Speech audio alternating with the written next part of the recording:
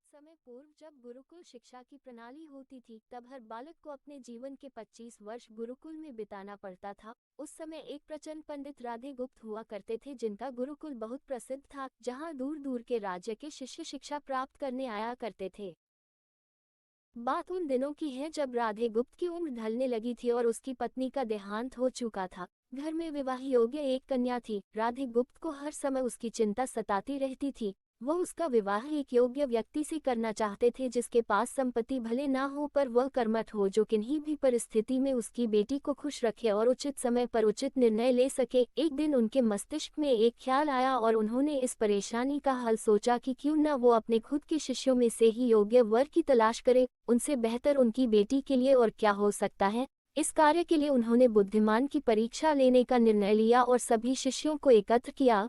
राधे गुप्त ने सभी से कहा कि वे एक परीक्षा आयोजित करना चाहते हैं जिसमें सभी की बुद्धिमानी का परिचय होगा। उन्होंने सभी से कहा कि उन्हें अपनी पुत्री के विवाह की चिंता है, जिसके लिए उनके पास पर्याप्त धन नहीं है, इसलिए वे चाहते हैं कि उनके शिष्य विवाह में लगने वाली सभी सामग्री कैसे भी करके एकत्र करें। भले उसके लिए उन्हें चोरी का रास्ता चुनना पड़े, लेकिन उन्हें चोरी करता कोई भी देख ना सके, इसी एक शर्त का पालन सभी को करना है।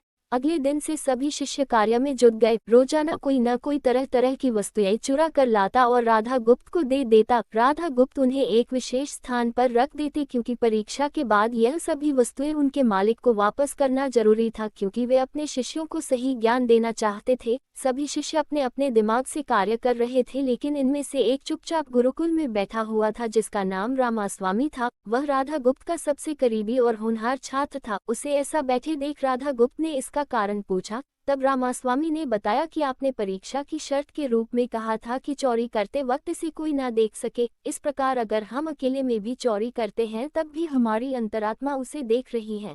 हम खुद से उसे नहीं छिपा सकते। इसका अर्थ यही है कि चोरी करना व्यर्थ है। उसकी यह बात सुन राधा गुप्त के चेहरे पर खुशी छा जाती है। वे उसी वक्त सभी को एकत्र करते हैं और पूछते हैं कि आप सब ने जो चोरी की, क्या उसे किसी ने देखा?